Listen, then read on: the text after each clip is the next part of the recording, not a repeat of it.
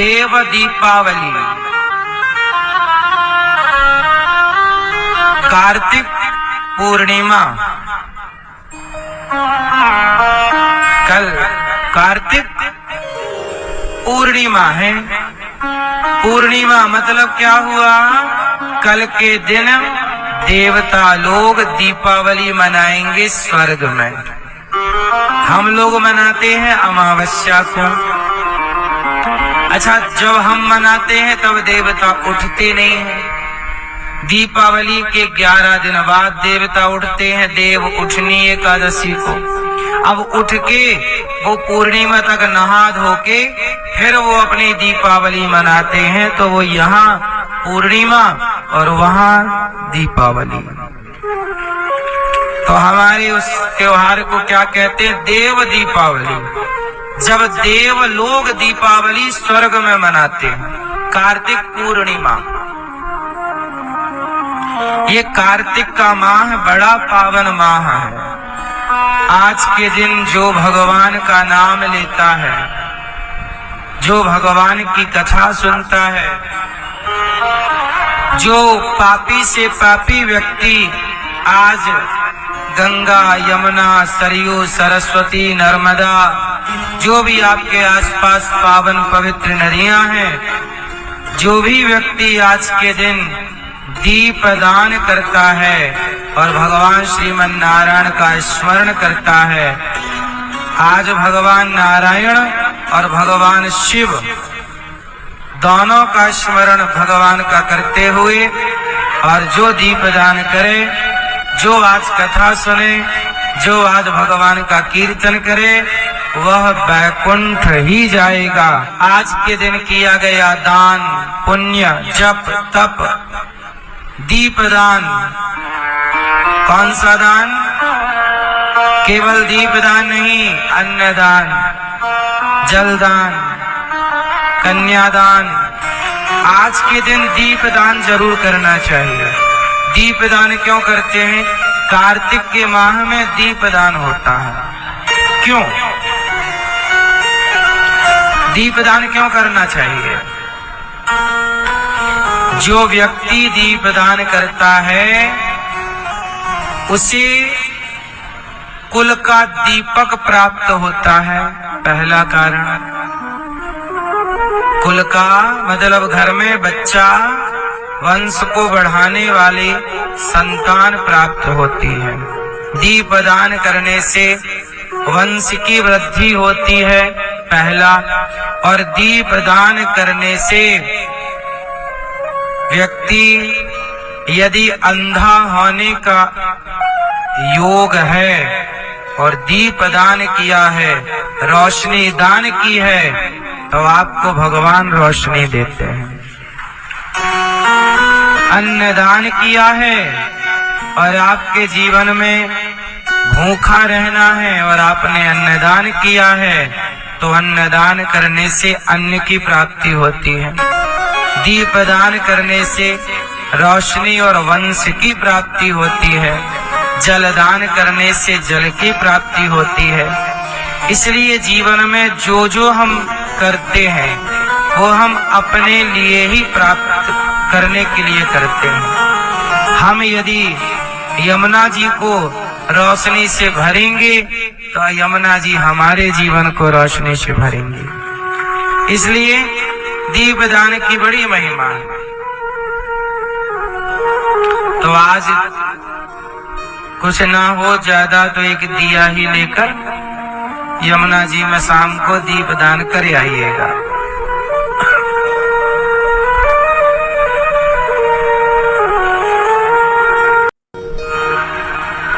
आज के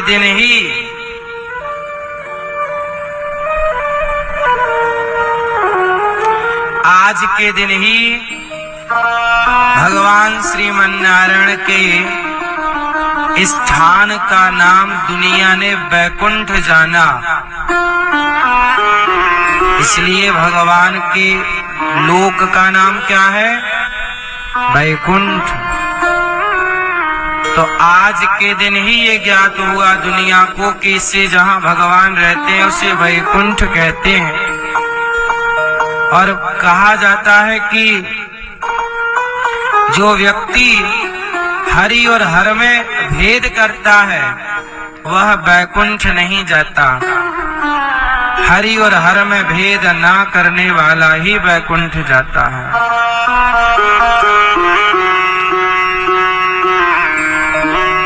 ठीक है। शंकर जी किसका ध्यान करते हैं? भगवान शंकर जी भगवान नारायण का ध्यान करते हैं और नारायण भगवान विष्णु शिव जी का। एक बार क्या हुआ, काशी में गंगा के किनारे मणिकर्णिका घाट पर भगवान विष्णु ने भगवान शिव का, जो काशी विश्वनाथ हैं, तो 1000 कमल के पुष्पों से अर्चन किया। भगवान विष्णु जी ने करते गए ओम नमः शिवाय ओम नमः शिवाय कह कह के सारे पुष्प चढ़ा दिए। एक पुष्प कम हो गया, एक पुष्प कम हो गया। तब भगवान विष्णु भगवान नारायण की आंखों को भी, भगवान को भी कमल नयन कहते हैं। क्या कहते हैं? अब भगवान विष्णु जी को लगा कि एक कमल कम हो गया, कहां से लाऊं? तो उन्होंने कहा कि मेरी आंख भी तो कमल ही है। तो उन्होंने अपनी आंख निकाली और शिव जी को चढ़ा दी। और जैसे ही शिव जी को चढ़ाई तो भगवान शिव प्रकट हो गए। और भगवान शिव जब प्रकट हुए तो भगवान नारायण हमेशा पानी में रहते थे। शेषनाग भगवान क्षीर सागर। तब भगवान शिव ने कहा कि प्रभु आपने अपना नेत्र मुझे समर्पित कर दिया, आपके लिए अब मैं एक स्थान बनाकर आपको भेंट करता हूँ। आज से आप और आपके भक्त वहां विराजे। तो शिव ने जो स्थान दिया वही है वैकुंठ, और वह तिथि आज की थी। इसलिए वैकुंठ चतुर्दशी। आज वैकुंठ, जो जिस वैकुंठ में भगवान नारायण रहते हैं, भगवान विष्णु, वह वैकुंठ भगवान को किसने दिया? भगवान शिव ने। वैकुंठ देते हैं शंकर जी, खुद रहते हैं कैलाश पे। अब आप कहोगे कि शिव जी ने वैकुंठ दिया, तो भगवान विष्णु जी ने शंकर जी को कैलाश दिया। आपको बताएं कि भगवान विष्णु और भगवान शिव में ज्ञानी लोग, समझदार लोग तनिक भी अंतर नहीं मानते। ये एक दूसरे के भक्त हैं। अच्छा ये बताओ, भक्त किसकी भक्ति करेगा? जोर से। भगवान की। और भगवान किसकी भक्ति करेंगे? हाँ, भक्त भगवान। भाई माँ बच्चे में लगी रहेगी और बच्चा माँ में लगा रहेगा।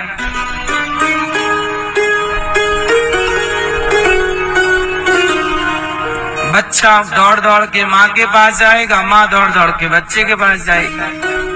भक्त दौड़ के भगवान के पास जाते हैं और भगवान दौड़ के भक्त के। तो शिव कौन है? मैंने आपको बताया था कि भगवान शिव के गले में जो सांपों की माला है, क्यों है? क्योंकि भगवान नारायण सांप के ऊपर लेटते हैं, शेषनाग की सैया। तो शंकर जी बोले प्रभु इस नाग पर आपने अपने चरण रखकर इस नाग को पवित्र कर दिया है। आपके चरण जहाँ जहाँ पड़े उस धूल को, उस भूमि को मैं अपने माथे, अपने गले लटकाऊं। तो सांप को गले लटका लिया, क्योंकि इसमें आपके। अच्छा, भगवान नारायण के चरण से कौन निकला? गंगा। गंगा कहाँ से निकली? भगवान विष्णु के कहां से? तो शंकर जी ने कहा कि ये आपका चरणामृत है। और आप लोग जब मंदिर जाते हो और चरणामृत लेते हो तो चरणामृत पी के वो हाथ कहाँ लगाते हो? क्यों लगाते हो? क्योंकि भगवान का चरणामृत माथे से लगाने की परंपरा है। और ये परंपरा किसने शुरू की? भगवान शंकर ने। भगवान नारायण का चरणामृत क्या है? गंगा। और गंगा को भगवान शंकर अपनी जटाओं में अपने माथे पे लगाते हैं। वहीं से तो निकली ये गंगा, चरणों से निकली। पर चरणों से निकलने वाली गंगा का वेग इतना था कि वो पाताल चली जाती। तब भगीरथ जी ने तपस्या करके शिव जी से कहा कि आप रोकिए। तो शिव जी ने कहा ये तो भगवान का चरणामृत है, लाओ मैं माथे रख लेता हूँ। तो माथे पे रख लिया जटाओं में और धीरे से एक धारा छोड़ दी। तो वही एक धारा आज गंगा मैया गंगोत्री से निकलकर गंगा सागर जाती है। तो शंकर जी सदा किसका ध्यान करते हैं? भगवान नारायण का। इसलिए शंकर जी बने हनुमान। तो हनुमान जी ने छाती फाड़ी तो कौन निकला? सीताराम। तो शंकर जी सदा नारायण का ध्यान करते हैं और भगवान नारायण सदा शिव जी का ध्यान करते हैं। क्योंकि शिव जी जैसा भक्त कौन होगा? शिव जी जैसा, बोलो मेरी माँ। वैष्णवा नाम यदा, इस धरती के सबसे बड़े वैष्णव कौन है? इस संसार की इस धरती के सबसे प्रथम भक्त कौन है? यदि आपसे पूछा जाए कि इस धरती का सबसे पहला भक्त कौन है भगवान का, तो आप बता पाओगे कौन है?